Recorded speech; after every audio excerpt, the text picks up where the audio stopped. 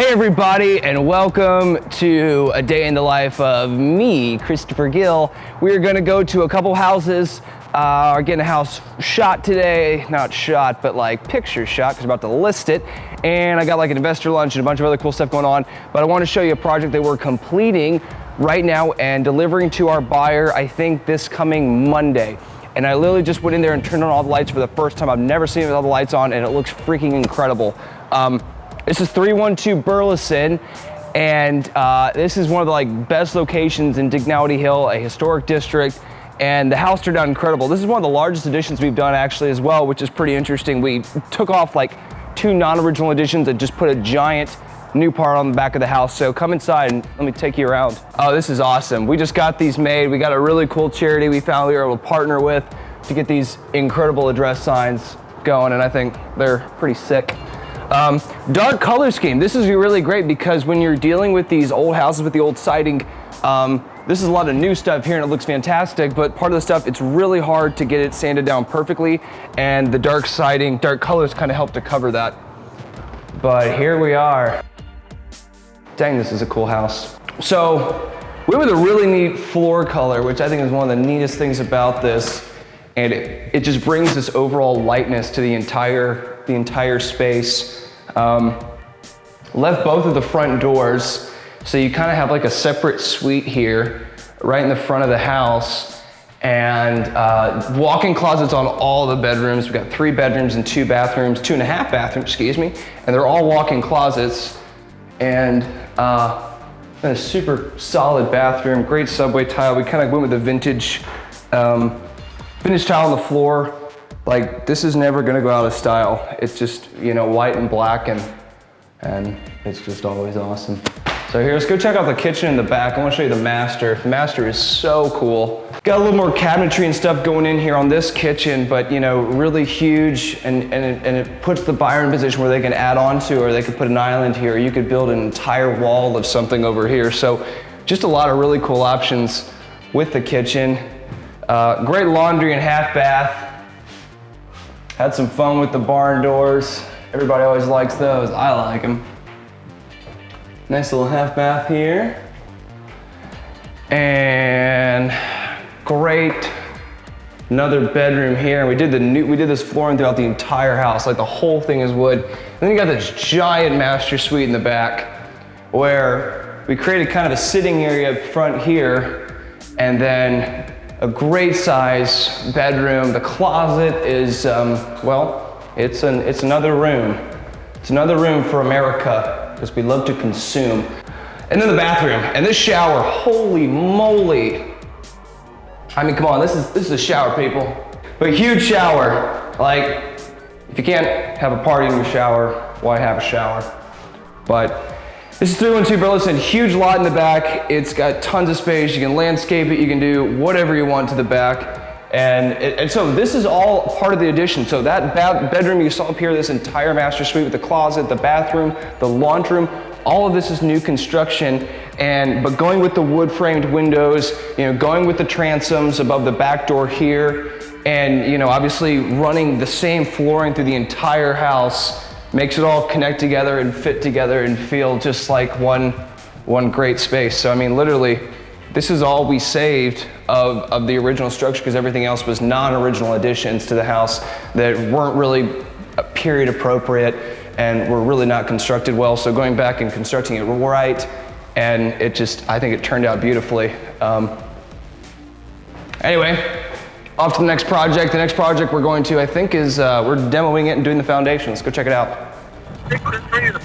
I'm good, man. I was just over at 312 doing some filming, and there's still a couple mirrors that need to go up, and the wood vent in the front hasn't been installed, and we need Jesse over there to start working on the landscaping for that front path and everything.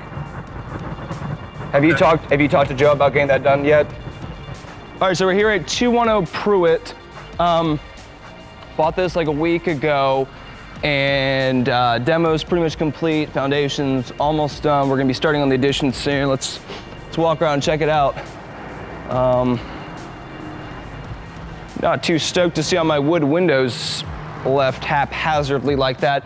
But why we took out all the wood windows? So I usually like to leave the wood windows. People like the wood windows, but because I do a fair amount of homes in historic districts, you are required to have wood windows, and getting these kinds of windows built is a very time-consuming and potentially very expensive process.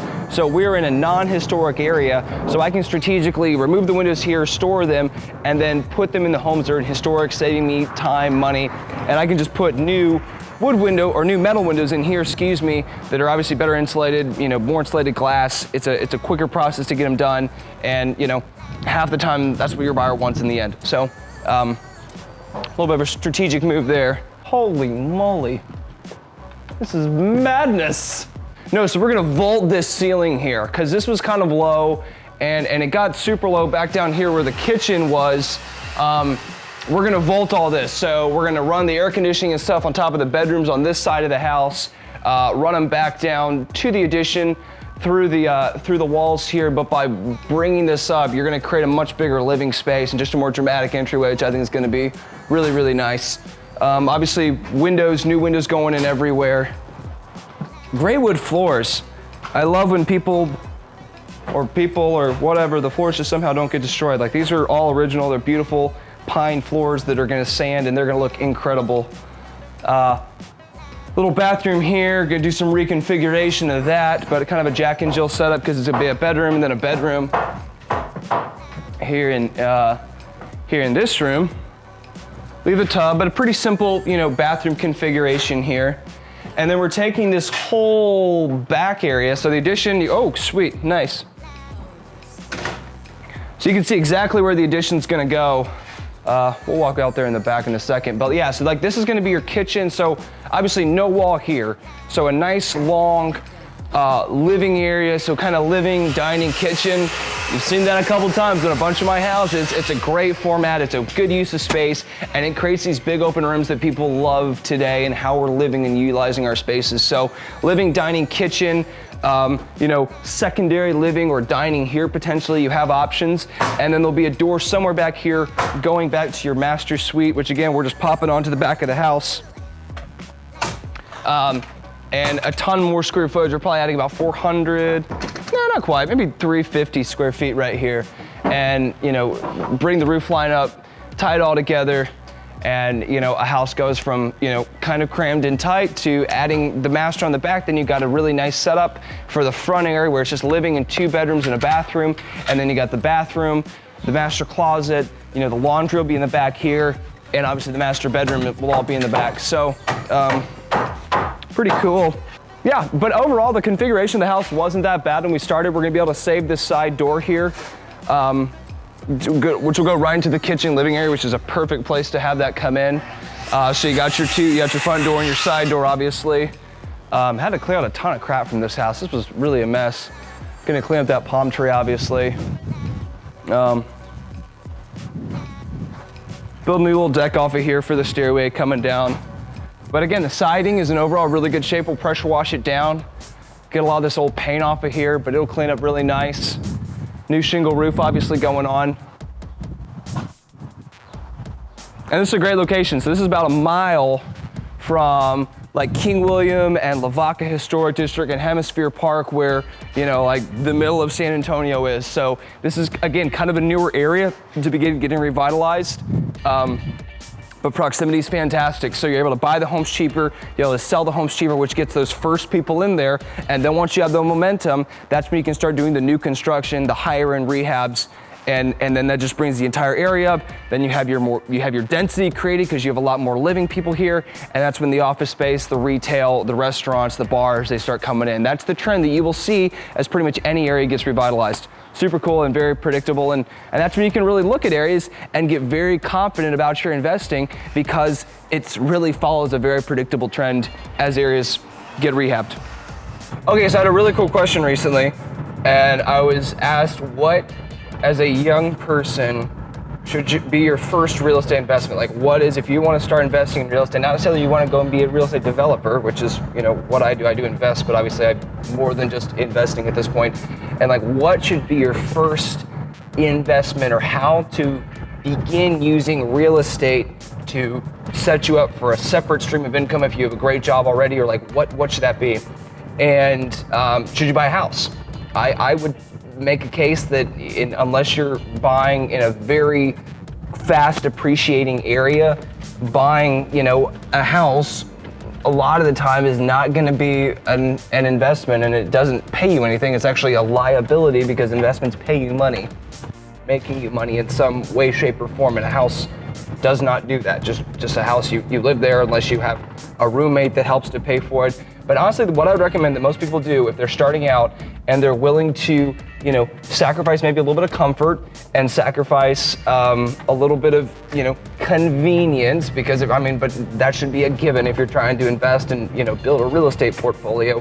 But it should be a small multi-family property. And that does a couple things. Number one, obviously gives you a place to live, and everybody has to have a place to live.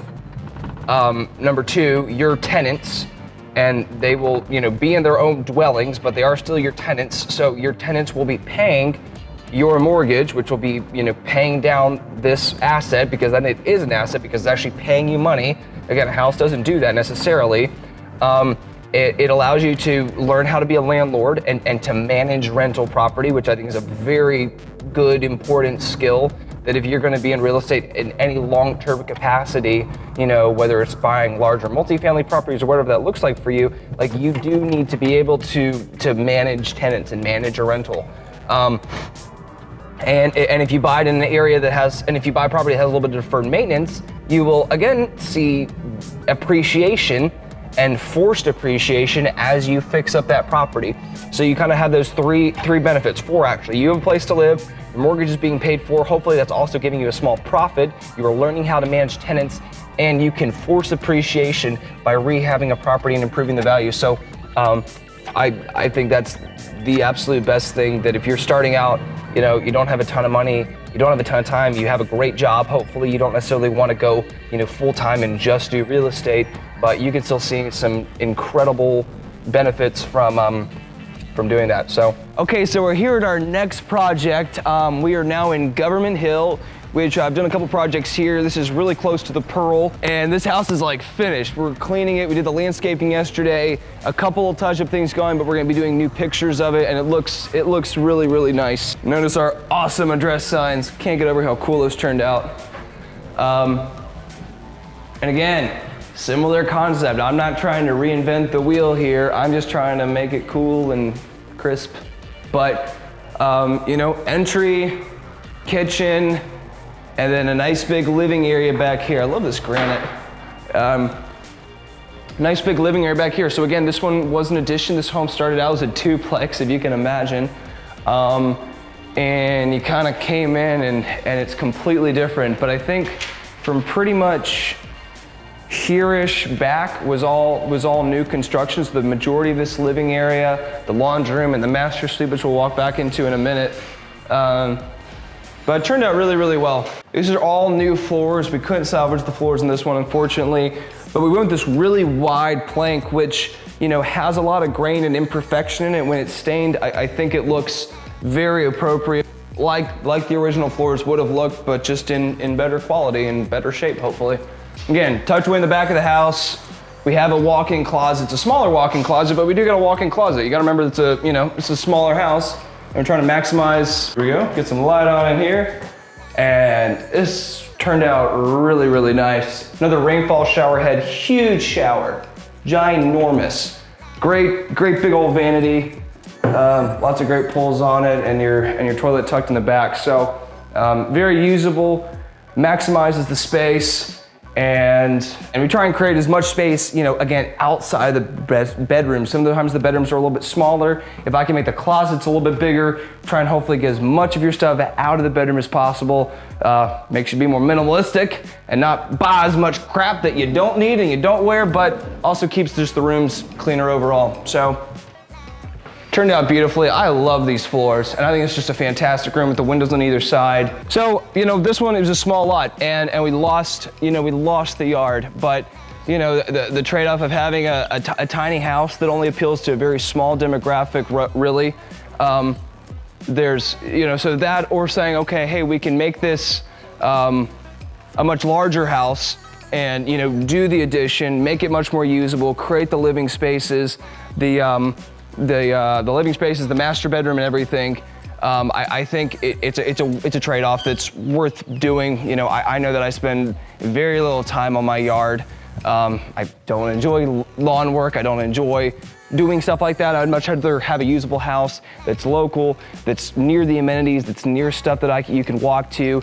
And this is, biking distance to Broadway and the Pearl and some of the nicer areas of downtown. So super cool, really nice, turned out great. Can't wait to get the pictures and get this puppy sold and onto its next buyer.